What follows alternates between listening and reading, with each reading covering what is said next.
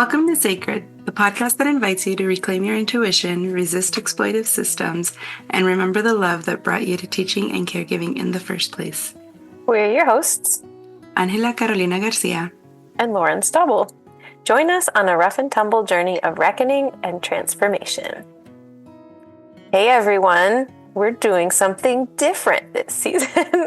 We're a little nervous to do something different, but we're looking forward to offering you just us having conversations.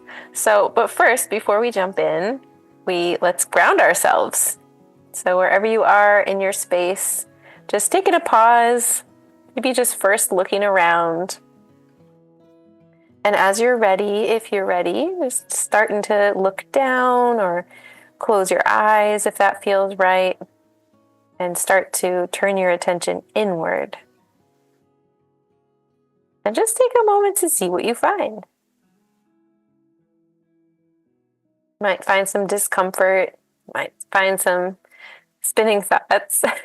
That's what I find today when I look inside. But you might also find some peacefulness or spaciousness,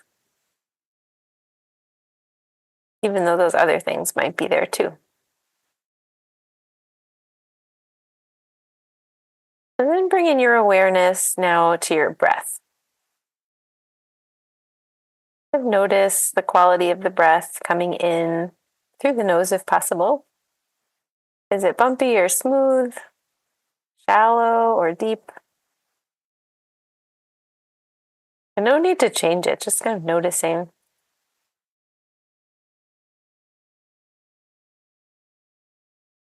Then maybe sitting up a little bit taller or standing up a little bit taller and allowing the breath in again and paying attention to the quality of the breath again.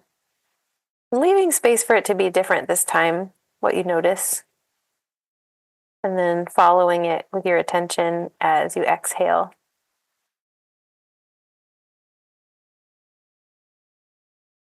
And then as you're ready, following your breath back into this space that you're in, the physical space that you're in. You can slowly open your eyes if you close them, taking in the space that you're in that's physical, and then coming into this shared virtual space that we call sacred. Thanks for that. You're welcome. I started thinking a lot about love when you invited us to look at our surroundings, and there's a wall that that Lauren cannot see.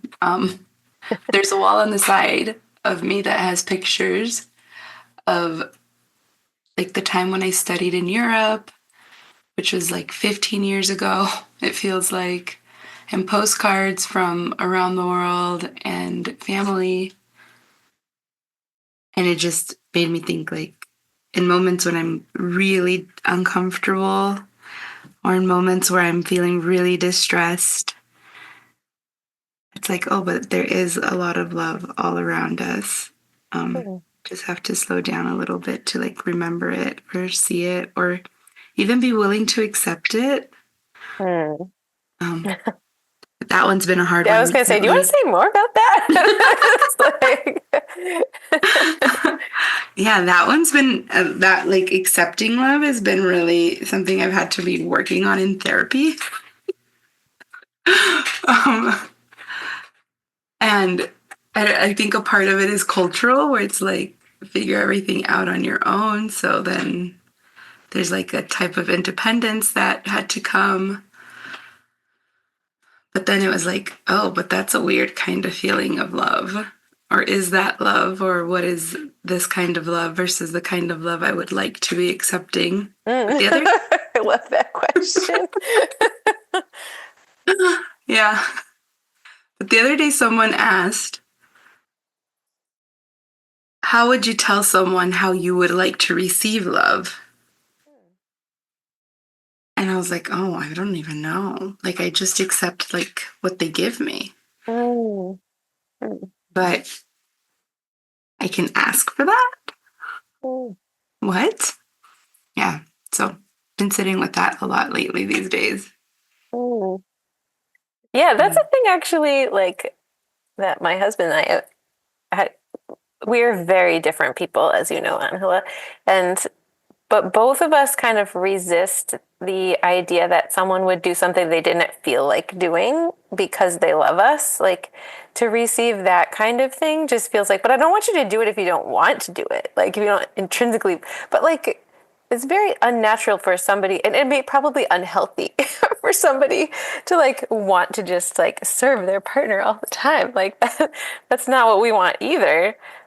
But it's like it's really hard for me also to receive when we're in caregiving roles. I think a lot of us in the field, like receiving is does not come easily for us. Mm-hmm. Um, I mean, we do like we receive actually from children. We receive children's love pretty readily because they're I don't know. There's something about a child coming for an embrace. Um, that's irresistible, right? Like, Yeah, yeah. 100%. And it's almost like a part of our caregiving to reciprocate. But Yeah. but it is different when an adult, especially if like they're grumbling about the thing, but they're doing it anyways. But it's very hard to receive, like, yeah, in that. Yeah.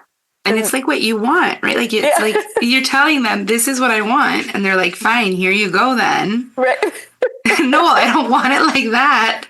right. Uh-huh. Which then it's like in a world where winning and losing is the way that we move, then the other person's just in this always losing situation. Mm. Mm. Mm. That's and I don't know. I feel like recently, well, not recently, maybe about 4 months ago, must have been. It was still winter and I was still in Boston. And I was on the phone with a loved one. And he said, "It's because I can't do anything right for you." I was like, "That's not what I want you to feel. Wait, that's not what I meant for you to feel when I said this thing." Mm. But then it really and right now when you said, "But I don't want you to give it to me if you don't want to." And it's like, wait, then what actually is that middle place? Is there a middle place? Hmm. Well, this is even making me think like, okay, we called bell hooks into this season, this her wisdom, her teachings, and it's just making me think like we're talking about love from others right now, but this quote that we mentioned in episode 1 with Sister Yoli is about self-love, and now I'm even wondering. I mean, maybe we should just read that quote again, but I'm wondering what like I wonder if this rough and tumble that we're talking about in receiving love from others is also present in receiving self-love. Like what is the rough and tumble of actual we might even attempt to love ourselves, right? And then but what does that what does that look like? Oh, yeah. It always reminds me of the story that you've shared where you said you had gotten in an argument and it must have been with your husband, I think. And you were like, all I needed was just a hug. And then the next day you offered a hug to one of the students. And and today when I was resisting writing a message because I was in my own internal rough and tumble with all of the transitions happening right now in my life, I was like, I'm not going to write that person because they should know better. But then it just reminded me, and one of our teachers, I'm sure, has said this, and I'm not sure which teacher it is, but they must have been on the podcast last season. But something like, you're just denying yourself of love when you resist that. I think that's something one of our teachers said. Or maybe it's just something that Spirit brought. I don't actually know. But you just, you you're also not allowing yourself to receive love when you put yourself in these like very serious, strict. I don't know if they're boundaries or I think it's stubbornness, even. Mm. Like the stubbornness we learn as young people. Oh, it even makes me think of like where does stubbornness come from? And I remember one of my preschool teachers talking a lot about power and how children don't have any, Wow. and how when we see types of tantrums or behavioral challenges, that it's their resistance, but it's because of power dynamics and impositions of power. But it's interesting to just think like how that like even Wait, do you mean when you were in preschool or a preschool teacher you worked with? a preschool teacher I worked with. Oh, I was like, wow, that is a fancy preschool lesson. Sorry. I mean, it would have been great.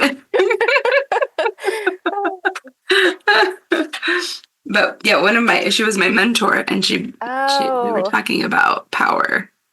And I was doing my master's program. And I think that was probably the one year that I was like, oh, I cannot be a preschool teacher. I can't do that. That's so terrible. We just make them do whatever we want. We oh, socialize them into whatever we want. I don't Um, know this part of your story. oh, yeah. My master's program, the course was called Deconstructing Early Childhood Education. Oh, okay. It's been there this whole time. That's like Um, reminds me of how your students, when they took issues in early childhood education with you, or their family members who overheard the teachings were like, "Are are you sure you want to be in this field?" yeah, that makes so much sense. Um, but I was taking that course and I remember, and it deconstructed it like to pre-colonial times, I think. I don't remember how far Oh, back I went, I'm but gonna pause the recording. oh.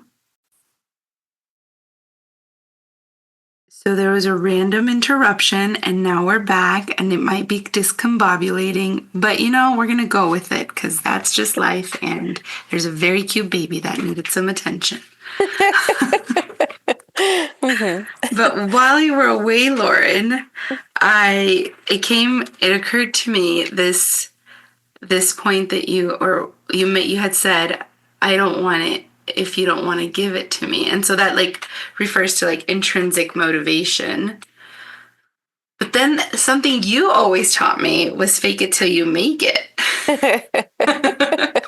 And I'm really curious, or it made me then wonder, like if we're thinking of reciprocity or relational health, like where are the edges between you and me while you practice learning Mm. to love me the way that I want to be loved and Mhm. you wanting to give it to me that way and vice versa. Oh yeah, because kids can tell when you're faking it. They Right.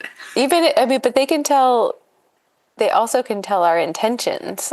They can tell the difference between somebody who's trying something out versus somebody who's like, I should be doing this. I'm going to do it even though I don't want to. Um, and I resent you for it. It's a whole other. It's like the thing when somebody apologizes, but they're not actually sorry. Mm, They're like just trying to get the thing over with. That actually keeps, maybe we can come back to this at some point. The sorry thing keeps coming up in with people that I'm mm. talking to about collaborative emotion processing. Oh, Hmm. interesting. Say more.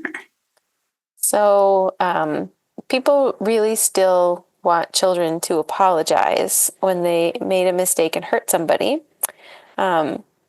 And I don't know if the intention is still the same that the like I'm sure I did this at the beginning of my career, but I don't know. Maybe I didn't. I don't remember doing it, but I don't want to rule it out. um, so a child hurt somebody else, and then we have them go back over and say like, "I'm sorry. Is there anything I can do to help you feel better?"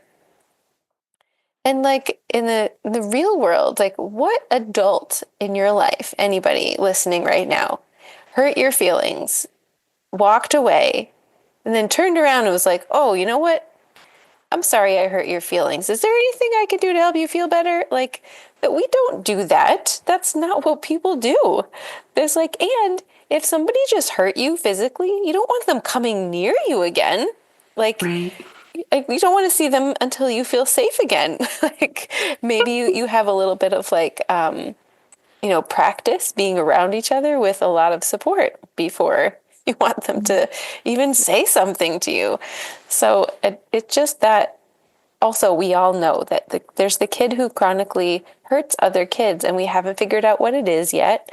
And we're trying to give them support the best that we can and teach them the way we know how to teach them while we're waiting for somebody else's expertise to help us be a better teacher for them. Right. But in the meantime, that child learns all the magic words to stop talking about this are I'm sorry. Mm-hmm. And then, Mm-hmm. so I think it was, I can't remember what book it was. It had stacked up marshmallows on the front of it, I think. But people who studied, when we teach kids to say I'm sorry before they actually feel remorse, we're teaching them to lie, essentially. Mm-hmm. So Mm-hmm. I was just thinking, like, if a child wasn't sad, we wouldn't teach them to say, I feel sad. Right. If a child doesn't feel sorry, we shouldn't be teaching them to say, I'm sorry. Yeah. Oh, that reminds me of a very serious conversation I had with my goddaughter about 2.5 weeks ago. And she had done something very disrespectful to her nana, and she got in trouble for it. And I then learned about this trouble. And whether I was conflicted why she got into trouble or not, that was not the point. It was not my job in that moment to just be solely on her side because the punishment did not fit the crime, in my personal opinion. And probably the most of the world's standards, it was not appropriate. But in that moment, I had to really put my adult feelings towards the adults aside and really have a serious conversation with my god baby because it's not the first time she had been very rude to her nana, and she had gotten in trouble for it before. So as I was asking her the questions about like what had happened before, like what was going on, and she was like explaining it and how she had been so calm and how Nana was ignoring her. She was like, and also, Nina, like, why do we have to keep talking about it? I already prayed and asked Jesus to forgive me. Oh, And again, my adults' feelings for the adults had to be put aside. And I had to have a very serious talk to her about what it means to ask for forgiveness, whether it's forgiveness to another person, forgiveness to a higher power, which was in her case was Jesus, forgiveness towards her parents. And I really sat with her and I was like, sorry means you're going to work really hard to change your behavior. And if you're not willing to change your behavior yet, then you shouldn't be asking for forgiveness. And you have to sit and really think about what that feels like in your belly, what that feels like at the bottom of your feet. And of course, she's 9, and she's looking at me like, I don't know what those feelings are. But I did tell her that she needed to learn to slow down enough so that she notices when she's about to be disrespectful to the adults.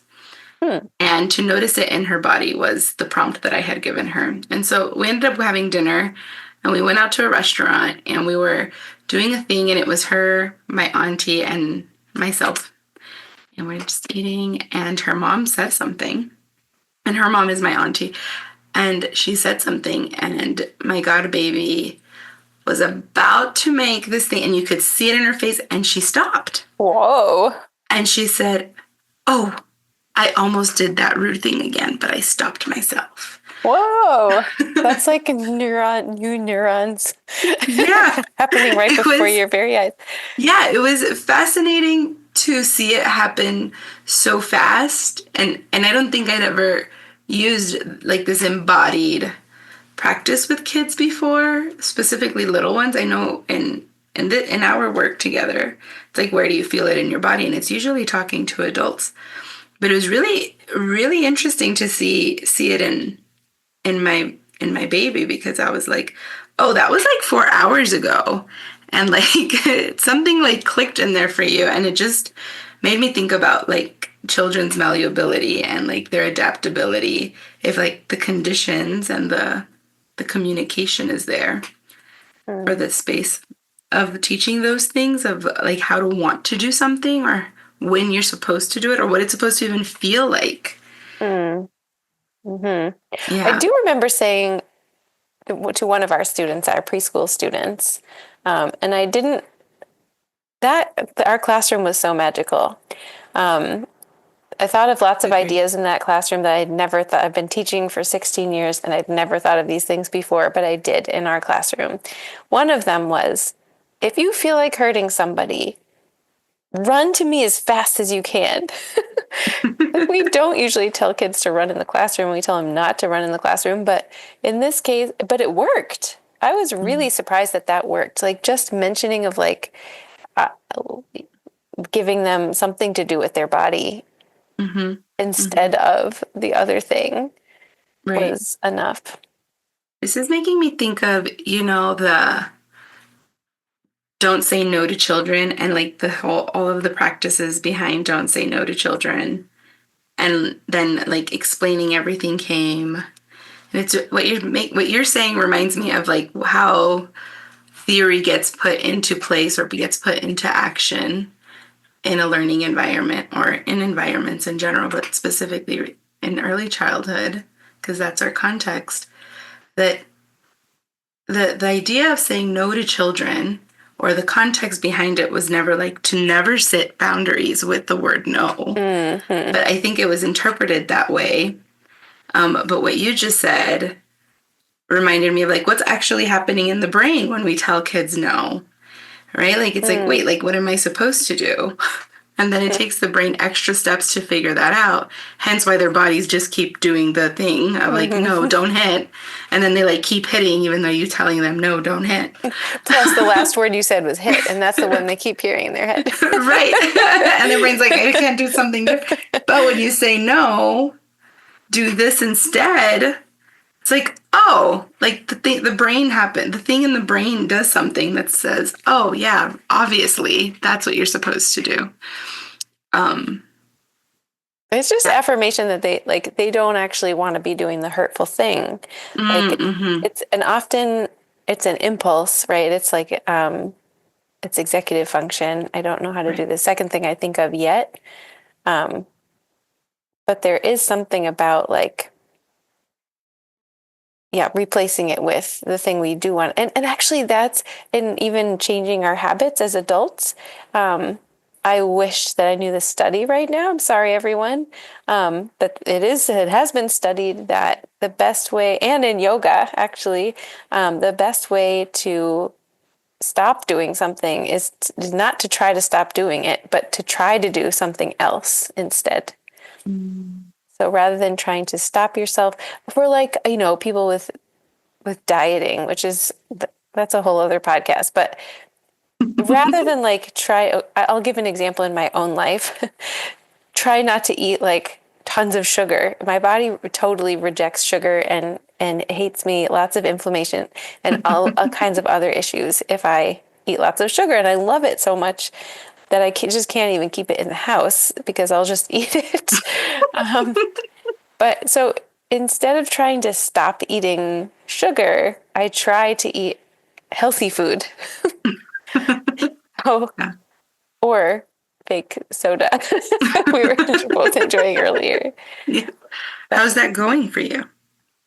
this week it's going well. Since the baby came, my mother is she's here to take care of him sometimes, and she always brings treats. And she was not that kind of mom. Like she would like if she ever bought Honey Nut Cheerios, she mixed it with plain Cheerios so it wasn't too sweet. Growing up, I was just like, can we just have the Honey Nut Cheerios?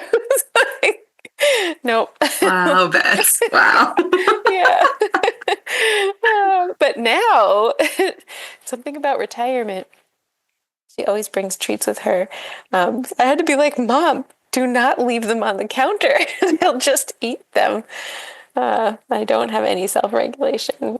I don't have any self-regulation if it's on the counter. I do in the grocery store and in other places, but Yeah, and my my body brain. punished me so badly that Oh, I can actually practice it now. yeah. My brain has done this thing of noticing what makes me grumpy when it comes to food. And there's a lot of things I'm willing to be like. I've had to deal with this inflammation disorder that I've had since I was 21 or 22, Mm. maybe. It's been a lot of years at this point. And so, like, I've become really aware of like how much gluten I can eat given the time of the month it is, how much dairy I can have given the time of the month it is. Hmm. And it's been, and so it was really fun to like play with that space. But recently, I'm not willing to be a grumpy human. It's And nice. yeah, and I'm really curious as to like why that's the thing that like my body has said like we're not going to be grumpy people because we choose to have a beer or because we choose to eat these things in excess, like having too much cake with frosting is too much. It makes me so grumpy to eat the frosting Wow. on the cake. And I used to love the frosting on the Mm. cake Hmm. or like a really yummy cocktail. Hmm. And recently I'm really not willing to be grumpy for a good cocktail, which I'm really surprised by. Hmm. But it's real that's the thing that always keeps me from doing it. It's like, oh, tomorrow I'm gonna wake up so grumpy. Hmm. Yeah. Yeah, there's like no justifying it. The way that it is Why? with like the gluten and the dairy. The gluten and dairy is like, I'll be fine in 2 days, no problem. I'll be fine. It's only one bump. It's not that serious. But grumpy, I'm not willing to be very grumpy, um, Hmm. or be more grumpy because maybe that I don't actually know. I'm gonna interrogate it in my own reflections as I think about that now that I've said it out loud. I do feel like some of that comes from like paying more attention or being more aware of how one decision we make affects another part of our lives. Mm, Um, but I feel like that's a whole other episode too. We could think about the way that food impacts to children's learning and development, and even like, well, it does come back. We always go in circles. It does come back to self-love, right? It's like hmm. I. It takes a thinking ahead. It takes a discernment of some Yeah, sort. And it does, and I'm thinking about all of our layers now, and it takes surrender. Like, I don't know for how many years I tried to eat this kind of dairy and not that kind of I can't yeah, eat dairy. It makes me sick. And so I just like, and sometimes people feel bad for me. They're like, "Oh, that's so sad." Like I'm okay with it now. I yeah. wasn't like for a long time. I also felt sad, but there's like a there's an acceptance that needs to happen with when we become aware of our own embodiment. I mean, we're in these human bodies, right? It's like You were saying, sorry. we're in these human bodies. We have to surrender to that right, in order to be present with each Yeah. other. Yeah, I think that's a big, thinking of like this fake it till you make it or surrender. Maybe fake it till you make it is a type of surrender. Oh, Um, can I actually clarify what I mean by fake it till you make it? oh, Because yes. I have gotten criticism about this before. But Yes, what I I remember. mean by fake it, yeah, what I mean by fake it till you make it is a intentional, it's almost like dramatic play. Like I'm pretending to be this person that I'd like to become. And Mm, so, like, I'm trying out saying something I wouldn't normally say.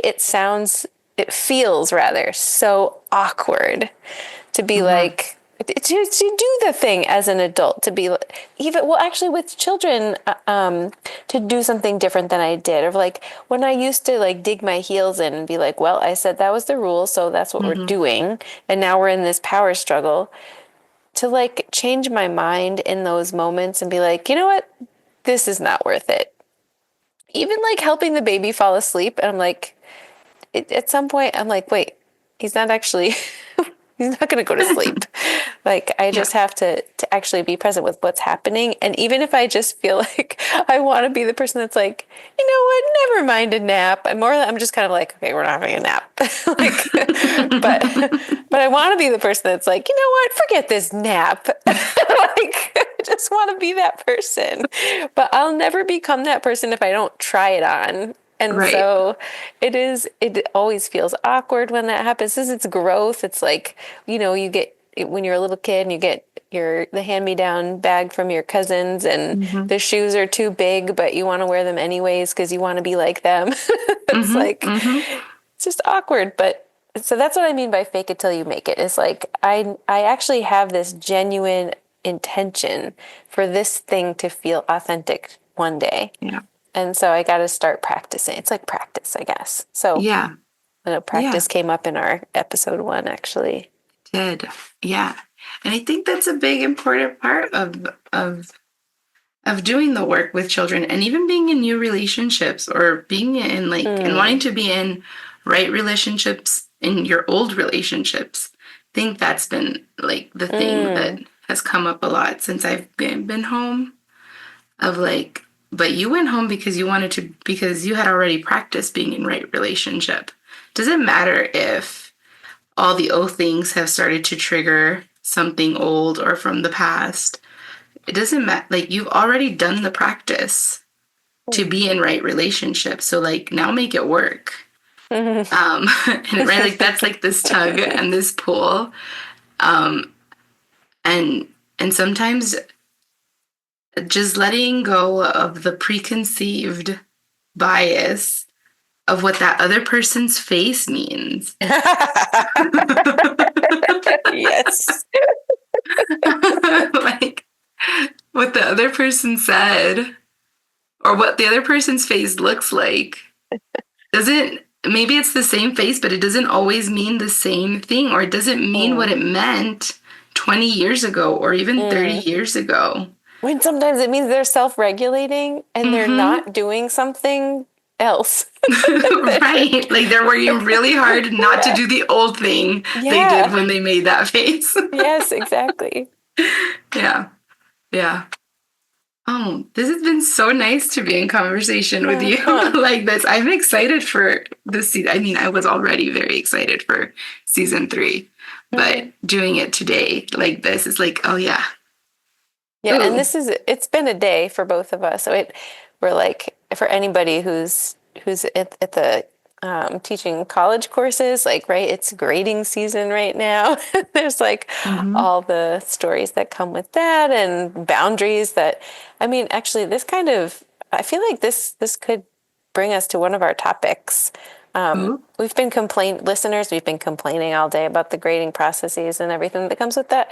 But there's this quote that maybe it's not a quote. I don't know the right words from the Old Testament.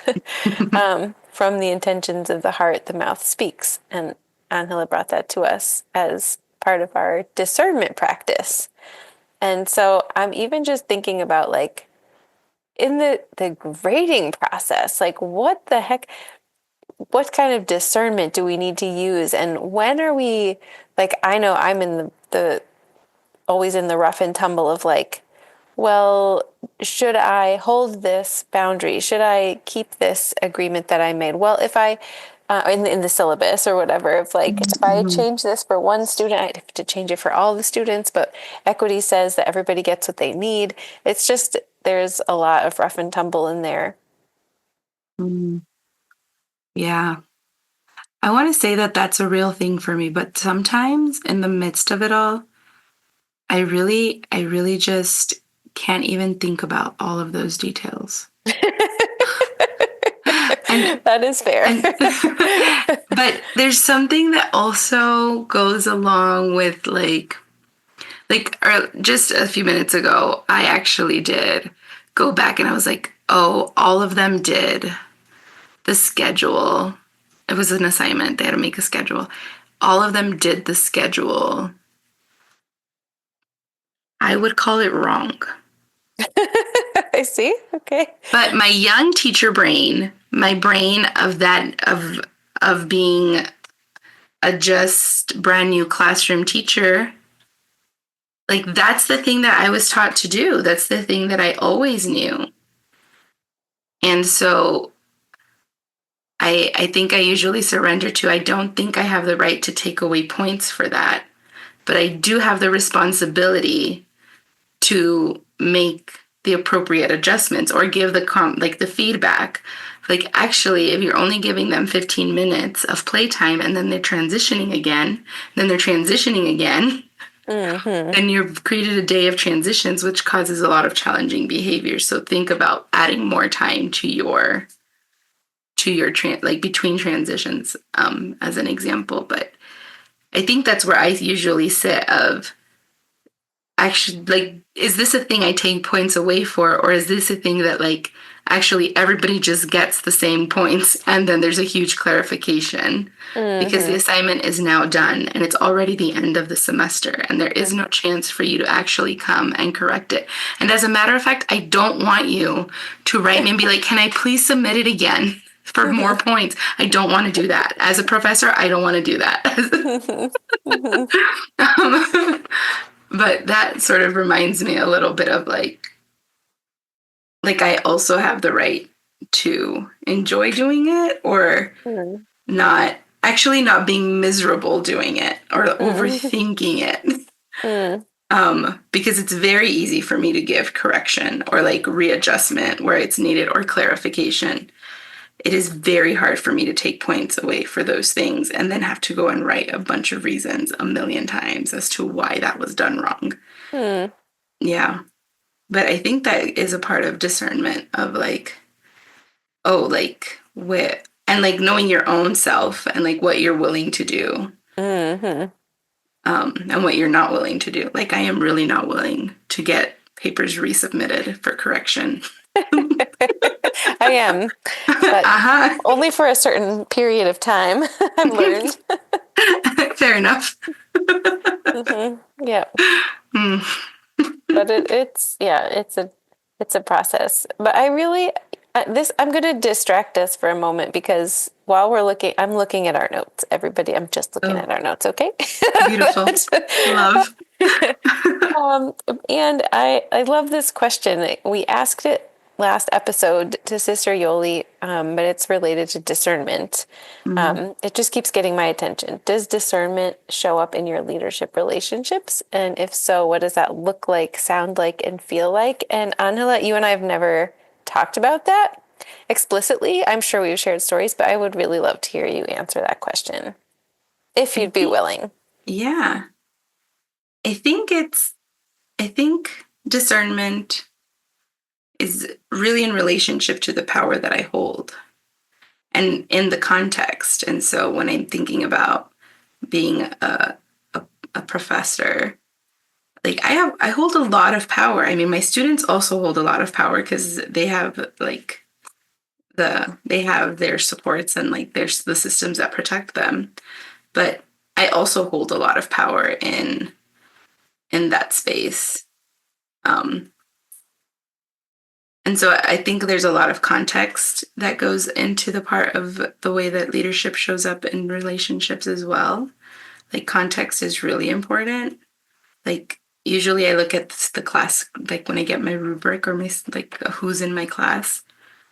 And it's like, oh, all of them are immigrant women. All of them are older. All of them are, this is their second class. Most of them have 3 jobs. So then it's like, okay, how much leniency am I going to be? I'm going to be asked to be very lenient. Actually, it's my responsibility to know that I'm going to have to be lenient because of the context of their lives. And I want them to be successful, and I want them to have access to good content and to a good learning experience.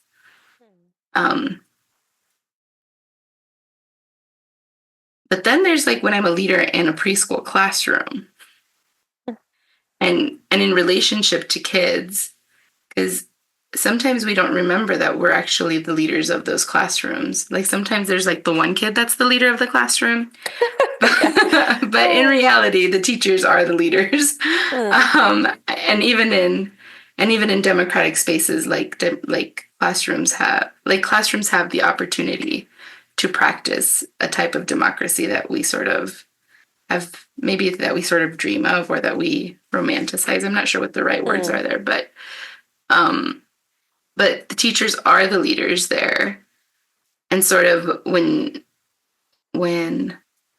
it's like, oh, I'm gonna, like, actually it's okay if we don't put on our shoes again after nap time, versus, oh, actually, like, now we have to have a very serious conversation because you're spreading the F word to the entire school. Yeah.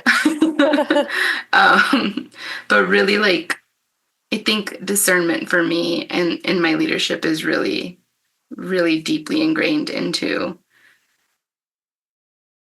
like the values that I'm trying to model or that I live by, and how I show that to the people that I'm working with or teaching. Um, yeah, and then I think about like leadership in my full-time role. And my full-time role really lets me just be like water. Like I'm the most, there are some things that sometimes I'm like, how are you so flexible with that? Mm. Because it doesn't make sense when it comes to having to write a grant or having to write a data report. And gratefully, my master's taught me how to do that very well. Mm. um, but I get to practice this other way of being a leader in this other space that feels a lot more collective. Mm. But that's a very new thing for me right now that I'm playing with. So to be continued. Mm. So I Nice. guess it feels like water, or I would like it to feel like water. Mm. My discernment to feel like water in my really leadership roles. Mm. Mm. Wow. Yeah, I Not mean, we you. did, we talked about water a lot last time. I guess I grew up with listeners, you might have met our mothers, um, Yep. leaders in their own communities and in our families. and, Both of them. and so the leadership that I grew up with, and I was in Girl Scouts as a kid, and my mom was my Girl Scout leader, and leadership was like a thing. And I grew up, I guess, with a very angular kind of leadership, like we live in a patriarchal society. And so the kind of leadership that is, masculine leadership, it's just historically been centralized. And so it was in my childhood, even though we were in Girl Scouts, like it was still like a masculine type of leadership that was kind of valued, I guess. Um, I've learned maybe in my adult life about feminine leadership and what or the role that softness plays in the leadership world. And I think, like, I guess with discernment for me, when I think about those relationships, it really is about like learning how to balance those two energies. And maybe there's more energies than just two. um, there's other energies I haven't figured out how to describe yet, but um, maybe understanding when one needs to come through. And in one team that I lead, I don't have very much power at all. People think that department chairs have a lot of power. We don't. They're just like, we just have to do the work the college wants us to do. Like, it's not, we don't have a lot of choices. We do have some choices, but so in that context, like I don't bring a lot of my feminine leadership into that space because I don't have a lot of control to Mm. be, as as you're talking about water, like to be fluid. I don't actually.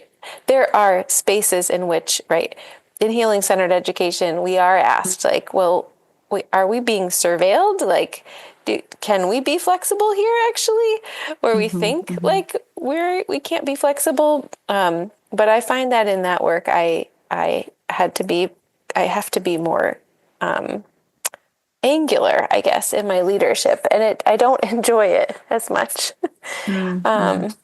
But I have loved having a leadership role in a classroom with children the most, where, again, there's our classroom, our magical space. But we had student teachers in our classroom who weren't studying early childhood education. And then we had teaching fellows who did study early childhood education. And it felt really nice. It felt like, okay, we have this kind of organism. Mm. And in that way, it was more fluid, and I could make decisions. You and I were in different shifts, Right. but I could make decisions and be flexible and make those decisions. And when I had a program in my home, I was the only adult for 2 of those years, and so Mm-hmm. that's like that rough and tumble with myself half the time. But I think in administration, when I was an administrator, the place that I loved leadership the most was in my coaching relationships with teachers, and I learned the most from them. I learned that's where I really learned to listen better, Mm. um, and even begin to practice slow work a little bit before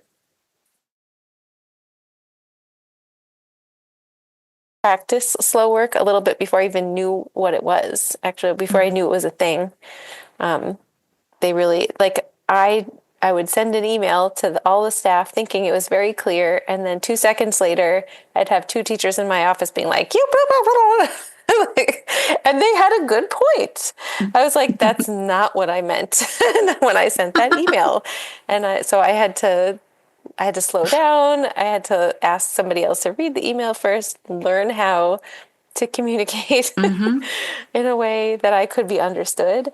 My intentions, right? My heart intentions could be understood in the written word, which is very hard to, Yeah. because there it is again, right? In the absence of more information, all we're left with is our greatest fears. And so I learned that if I don't say enough, then it's interpreted in 35 different ways. Yeah.